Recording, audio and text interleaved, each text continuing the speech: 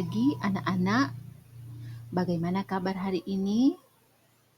Semoga kita semua dalam keadaan sehat dan tetap semangat semua ya, anak-anak. Bertemu lagi dengan Ibu di hari ini dan Ibu mengajar mata pelajaran ilmu pengetahuan sosial di kelas 8 ini, dan pertemuan kita kali ini akan membahas tentang materi mobilitas sosial. Olehnya anak-anak, coba perhatikan gambar berikut ini.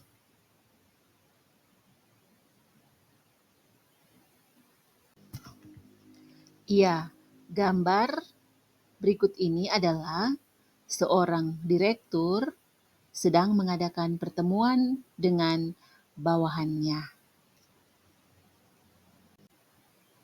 Nah, dari gambar tadi, bagaimana seseorang bisa menjadi seorang pemimpin perusahaan atau direktur perusahaan?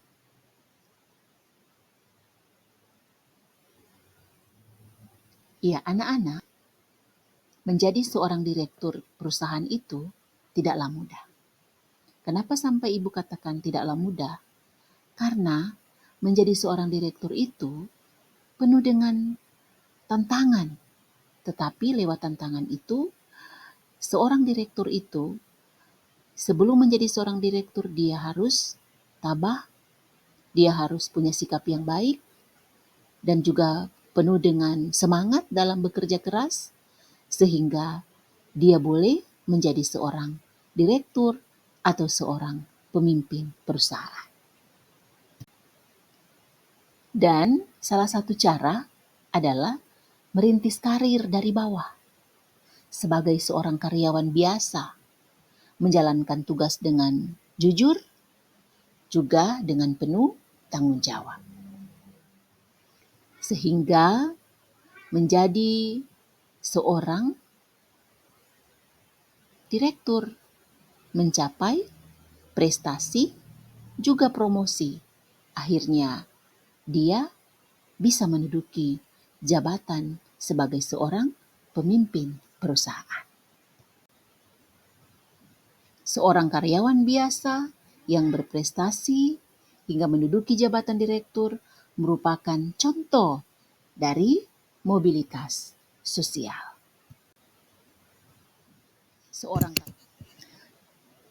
Nah, anak-anak, sekarang apakah ada yang tahu apa yang maksud dengan mobilitas sosial?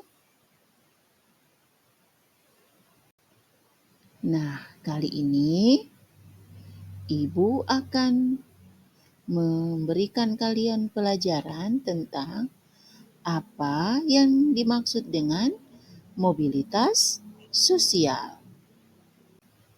Anak-anak, pengertian mobilitas sosial. Mobilitas berasal dari bahasa Latin yaitu mobilis. Mobilis berarti mudah dipindahkan atau banyak bergerak dari satu tempat ke tempat yang lain. Jadi kalian harus ingat baik-baik ya bahwa mobilitas itu berasal dari bahasa Latin yaitu mobilis. Dan mobilis ini mempunyai arti yaitu mudah dipindahkan atau banyak bergerak dari satu tempat ke tempat yang lain.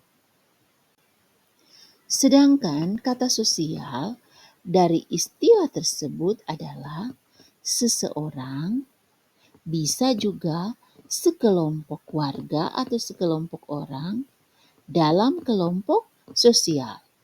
Jadi kalian ingat ya anak-anak, kata sosial dari istilah tersebut adalah seseorang atau sekelompok warga atau sekelompok orang dalam kelompok sosial. Jadi anak-anak, bisa kita simpulkan mobilitas sosial adalah perpindahan posisi seseorang atau sekelompok orang dari lapisan yang satu ke lapisan yang lain atau dari kelas yang satu ke kelas yang lain.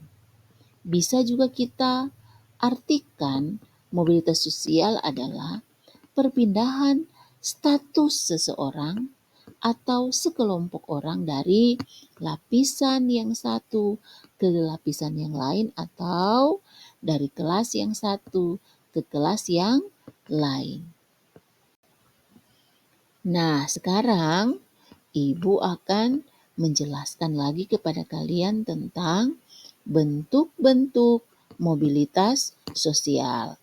Apakah ada yang tahu bentuk-bentuk mobilitas sosial apa saja? Iya, baik. Iya, bentuk-bentuk mobilitas sosial adalah ada dua ya anak-anak, mobilitas sosial vertikal dan juga mobilitas sosial horizontal. Apakah ada yang tahu bagaimana mobilitas sosial vertikal? Nah, Ibu akan jelaskan kepada kalian ya bahwa mobilitas sosial vertikal adalah perpindahan status sosial seseorang atau sekelompok orang dari satu kedudukan sosial ke kedudukan sosial yang lain yang tidak sederajat.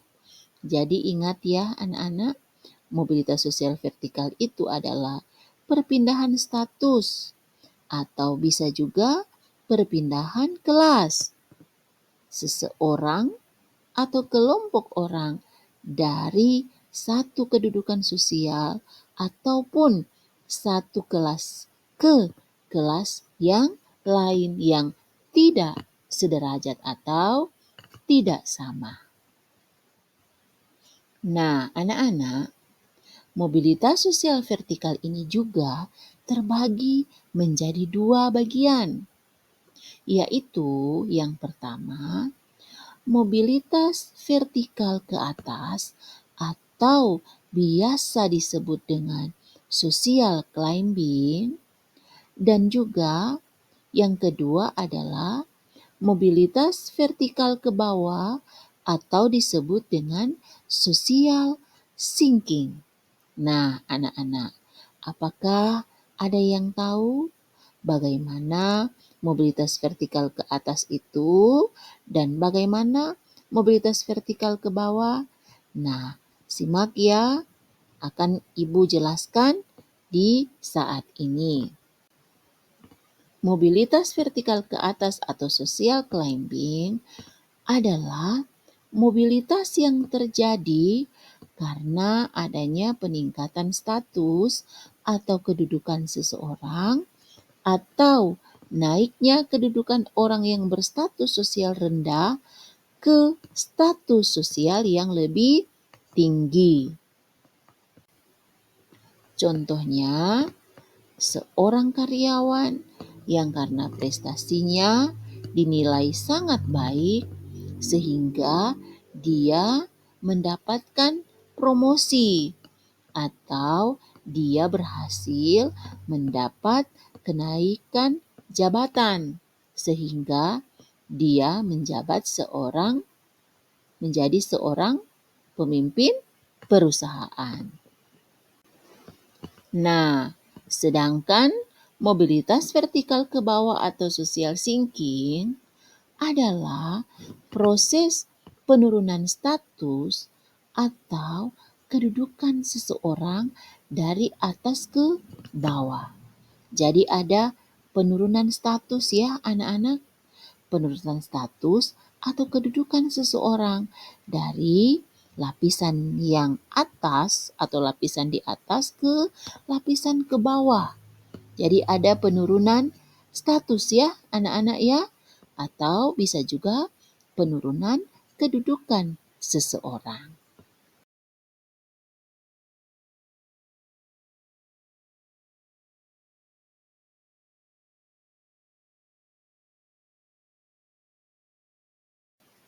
Contohnya, seorang yang memasuki masa pensiun. Jadi, ibu akan memberikan contoh lagi. Memasuki masa pensiun biasanya adalah seorang guru atau bisa juga seorang pegawai kantor. Karena sudah memasuki usia pensiun, sehingga dia frustasi karena biasa bekerja dan tiba-tiba tidak lagi bekerja. Dia telah berpikir sehingga menurun kesehatannya. Nah, bisa juga turun jabatan atau dipecat dari pekerjaannya.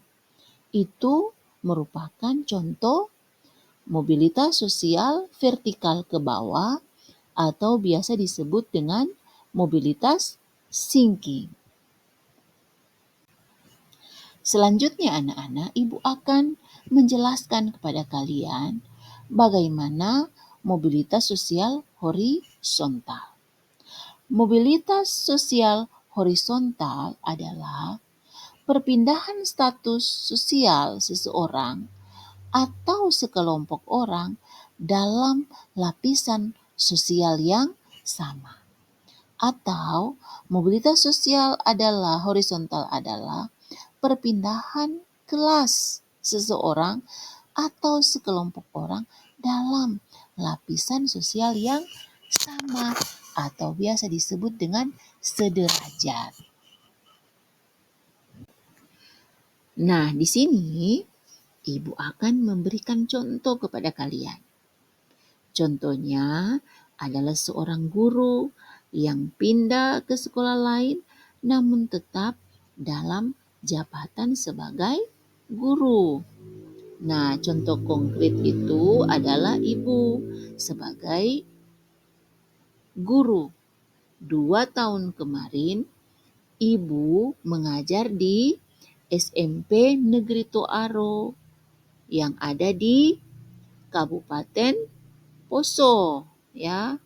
Kemudian karena ibu dipindahkan tugas, ya, sehingga ibu mengajar di SMP GKSD 2 Tentena, Kabupaten Poso.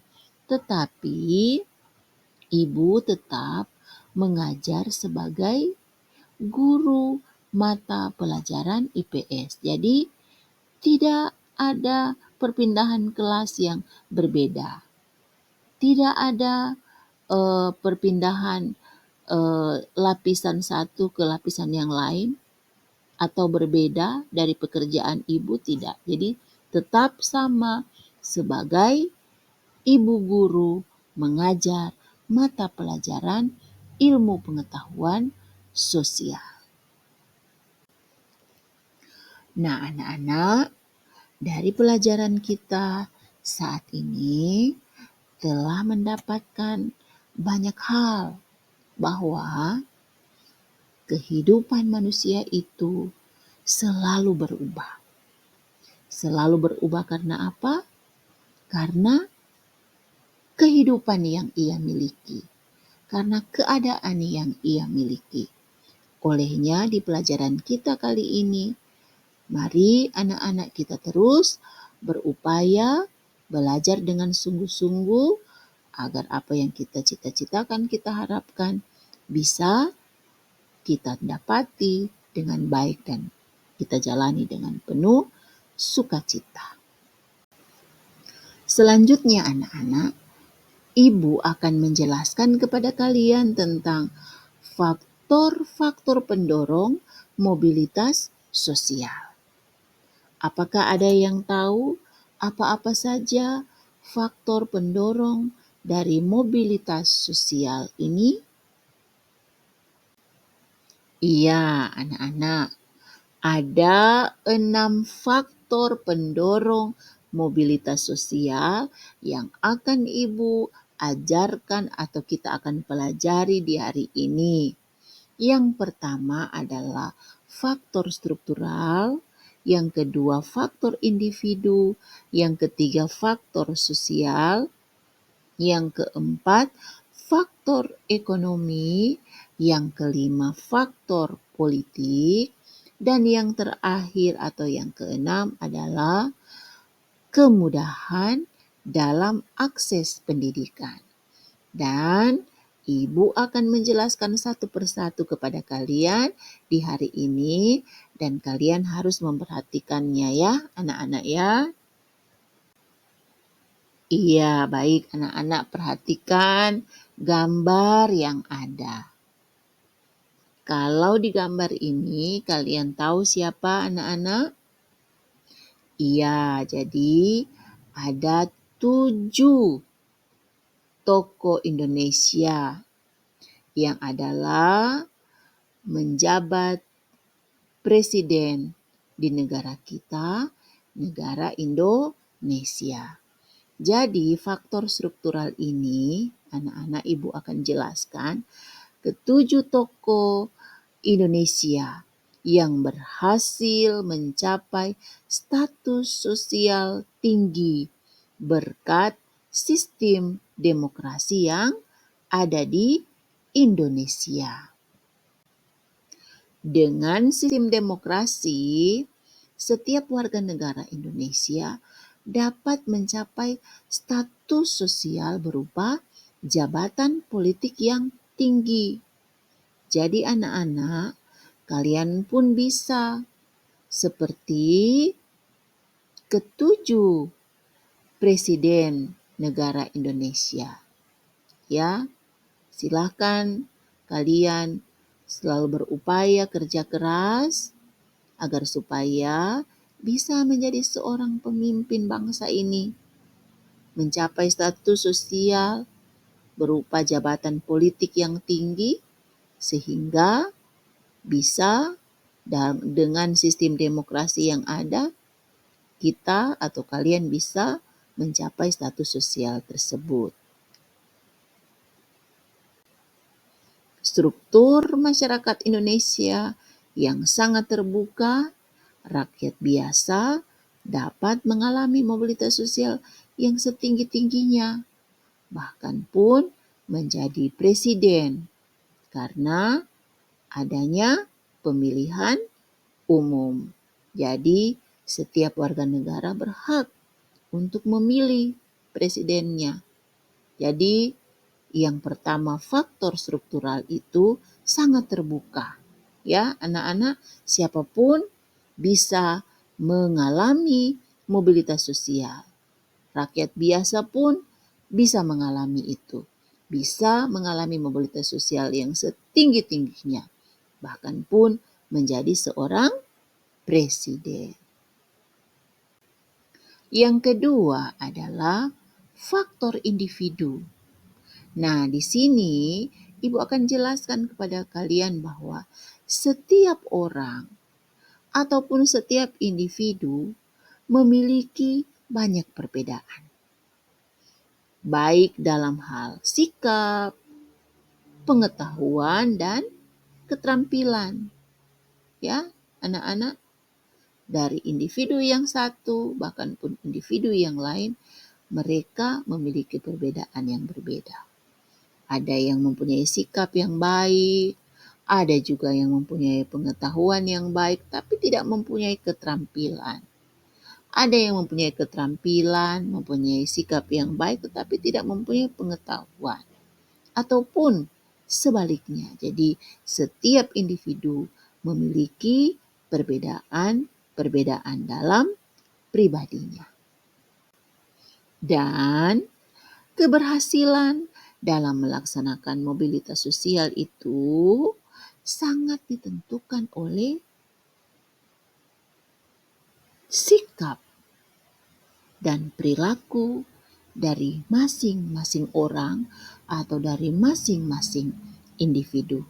Dari perbedaan itu, ya anak-anak, keberhasilan dalam melaksanakan mobilitas sosial itu sangat ditentukan oleh sikap dan perilaku dari masing-masing orang. Dan di sini anak-anak Ibu akan memberikan contoh buat kalian. Nah, ada 2 orang sarjana dari perguruan tinggi yang sama-sama melamar pekerjaan di satu perusahaan. Tetapi anak-anak, hanya satu orang yang diterima. Kenapa hanya satu orang yang diterima? Karena orang tersebut atau individu tersebut dia memiliki komitmen dalam hidup. Tetapi yang satu orang sarjana, ia tidak memiliki komitmen dalam hidupnya. Jadi anak-anak itu contohnya. Walaupun sama-sama kuliah di perguruan tinggi yang punya kualitas yang baik, universitas yang baik, tetapi kedua pribadi ini atau kedua sarjana ini mempunyai perbedaan individu. Yang satu punya komitmen dalam hidup, yang satunya tidak mempunyai komitmen dalam hidup. Akhirnya hanya satu yang diterima dalam perusahaan tersebut. Yang ketiga adalah faktor sosial. Anak-anak, di sini ibu mau ingatkan kepada kalian bahwa setiap kita atau setiap manusia dilahirkan dalam status sosial yang dimiliki oleh orang tuanya. Ada orang tua yang melahirkan anaknya dengan status sosial yang dimiliki oleh orang tuanya adalah status sosial yang di bawah. Ada juga anak yang dilahirkan dari keluarga yang mempunyai status sosial yang tinggi. Tetapi anak-anak harus ingat bahwa saat kita dilahirkan, tidak ada kita manusia yang dapat memilih kita hidup pada keluarga atau keluarga yang punya status sosial yang kita mau. Kita tidak tahu anak-anak. Jadi faktor sosial yang ketiga ini adalah setiap manusia dilahirkan dalam status sosial yang dimiliki oleh orang tuanya. Dan apabila ia tidak puas dengan kedudukan, status sosial yang diwariskan oleh orang tuanya, ia dapat mencari kedudukannya sendiri di lapisan sosial yang lebih tinggi. Jika juga kalian ingin mengubah kehidupan kalian, mengubah kehidupan dari lapisan yang satu ke lapisan yang lain atau dari lapisan yang rendah ke lapisan yang tinggi, maka silakan kalian mencari kedudukan sendiri. Ya, anak-anak, lewat apa? Lewat belajar dengan sungguh-sungguh, ya, anak-anak, supaya kalian bisa mencapai mobilitas sosial yang kalian inginkan. Yang keempat adalah faktor ekonomi.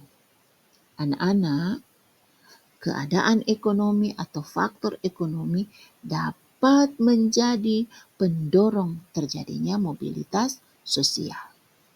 Nah, kenapa sampai ibu katakan bahwa faktor ekonomi ini dapat menjadi faktor pendorong terjadinya mobilitas sosial? Karena masyarakat yang ekonominya baik cenderung lebih mudah melakukan mobilitas sosial. Dengan kondisi ekonomi yang baik, mereka mudah untuk memperoleh modal. Mereka bisa melakukan apa yang mereka mau, sehingga terjadi lagi mobilitas sosial yang mungkin lebih baik. Kemudian bisa memperoleh pendidikan yang lebih tinggi, dan juga bisa mendapat kesempatan-kesempatan lainnya. Jadi faktor ekonomi ini adalah masyarakat yang ekonominya baik akan cenderung lebih mudah untuk melakukan mobilitas sosial. Yang keempat adalah faktor politik. Masyarakat yang hidup di negara yang aman, damai, pasti akan lebih mudah melakukan mobilitas sosial dibandingkan dengan masyarakat yang hidup di negara yang sedang mengalami peperangan. Iya anak-anak, karena apa? Kalau misalnya sedang berperang, kita tidak bisa melakukan apa yang kita mau. Kita tidak bisa berusaha, kita tidak bisa berupaya, kita tidak bisa sekolah, dan lain-lain sebagainya. Tetapi ketika masyarakat yang hidup di negara yang aman dan damai akan lebih mudah untuk melakukan segala sesuatu, akan lebih mudah untuk mencapai mobilitas sosial tersebut. Di mana negara yang sedang mengalami peperangan akan membuat pemerintah lebih sibuk untuk mengurus keamanan negara dibandingkan dengan apa? Dengan meningkatkan perekonomian negara karena peperangan. Ya, anak-anak kalian harus ingat, kalian harus tahu bahwa negara yang mengalami peperangan akan membuat pemerintah akan lebih mengurus segala sesuatu tentang keamanan. Baik dari pusat, baik dari negara dari daerah-daerah terpencil, daerah-daerah yang ada. Jadi negara itu akan sibuk untuk mengurus keamanan. Tidak lagi mengurus tentang peningkatan perekonomian dari negara tersebut. Yang terakhir dari faktor pendorong adalah kemudahan dalam akses pendidikan. Nah, anak-anak, orang yang memiliki pendidikan yang berkualitas akan lebih mudah melakukan mobilitas dengan berbekal ilmu yang diperolehnya. Ya, anak-anak, jadi kalau punya atau memiliki pendidikan yang baik, pasti akan mudah untuk mengubah mobilitas sosialnya. Bisa akan mobilitas sosial naik dengan berbekal ilmu yang ia peroleh, ia miliki. Jadi, pendidikan ini adalah faktor pendorong. Mudahnya kalian bisa melakukan mobilitas sosial jika punya pendidikan yang berkualitas. Tetapi anak-anak, sebaliknya, orang yang tidak menjalani pendidikan yang baik akan lebih sulit mengubah status karena kurangnya penguasaan ilmu pengetahuan. Jadi harus sekolah dengan setinggi-tingginya agar supaya kalian bisa mengubah status sosial kalian, ya. Tetapi kalau kalian tidak melakukan pendidikan dengan baik sebaik-baiknya, maka kalian akan sulit untuk mengubah status sosial kalian di kemudian hari karena kurangnya penguasaan tentang ilmu pengetahuan yang ada. Nah, selanjutnya tibalah kita di faktor penghambat mobilitas sosial. Tadi Ibu telah menjelaskan tentang 6 faktor pendorong mobilitas sosial. Ibu harap faktor pendorong ini kalian sudah ingat-ingat ya anak-anak. Dan sekarang Ibu akan menjelaskan tentang faktor-faktor penghambat dari mobilitas sosial. Iya, jadi faktor penghambat mobilitas sosial yang pertama adalah kemiskinan. Nah, anak-anak, adakah yang mau hidupnya susah? Atau adakah yang mau hidupnya miskin? Ya, tetapi anak-anak, banyak orang-orang yang hidup di status sosial yang rendah. Bagi masyarakat ini, masyarakat miskin mencapai status sosial mereka anggap adalah hal yang sangat sulit anak-anak. Kenapa merupakan hal yang sangat sulit? Karena penyebab kemiskinan adalah pendidikan yang rendah. Jadi, agar supaya kita bisa mengubah status sosial kita, kita harus sekolah dengan setinggi setinggi-tingginya, kita menimba ilmu sedalam-dalamnya, setinggi-tingginya agar kita bisa mengubah nasib kita, merubah kehidupan kita, sehingga kita merubah hidup kita menjadi mobilitas sosial yang naik. Di mana anak-anak masyarakat yang berpendidikan sangat berpengaruh sekali terhadap kualitas sumber daya manusia. Akibatnya, tingkat kemudahan untuk mendapatkan pekerjaan terbatas.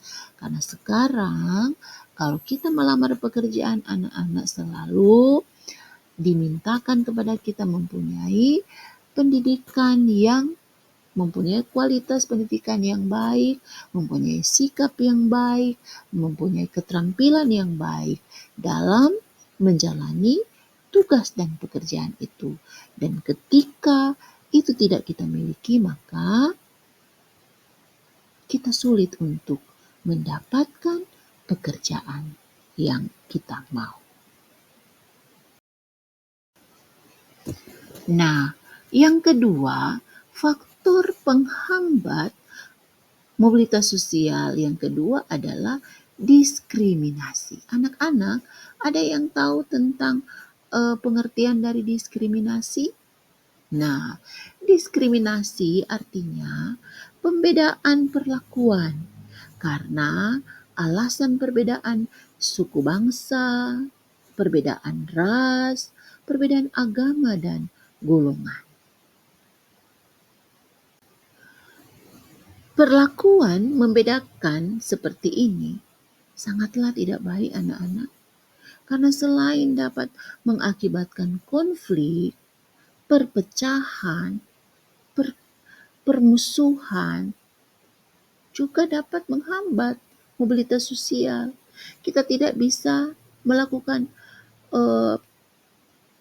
mengubah status kita dan menghambat segala sesuatu yang kita inginkan.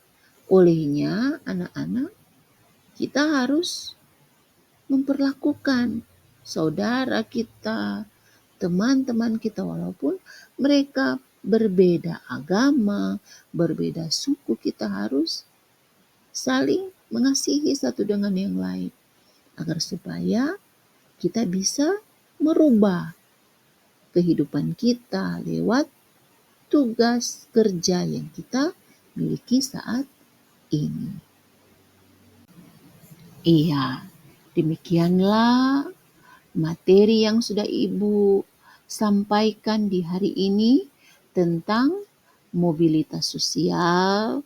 Ibu telah mengajarkan kepada kalian bagaimana pengertian mobilitas sosial, apa-apa saja bentuk mobilitas sosial, apa-apa yang termasuk dalam faktor pendorong, dan juga apa yang dimaksudkan dengan faktor penghambat mobilitas sosial. Olehnya, kiranya materi ini menjadi bekal dalam kehidupan kalian dan kalian bisa mengaplikasikan hal-hal yang baik. Dan salah satu yang Ibu sampaikan kepada kalian bahwa tidak semua mobilitas sosial thinking itu negatif. Ya, tidak semua negatif, tidak semua karena tugas dan pekerjaan itu tidak baik sehingga menurunnya mobilitas sosial kita yang biasa disebut mobilitas sosial thinking. Tetapi anak-anak, ketika kita bisa melakukan semua itu dengan lapang dada, dengan hati yang senang, kita terima itu dengan baik, maka apa yang kita harapkan, kita cita-citakan, itu bisa kita terima dengan sukacita. Olehnya tetaplah bekerja dengan sungguh-sungguh, belajar dengan sungguh-sungguh, agar supaya apa yang kalian harapkan dan cita-citakan bisa kalian raih. Oleh karena kalian telah melakukan dengan penuh sukacita. Demikianlah materi Ibu di hari ini. Terima kasih dan selamat siang.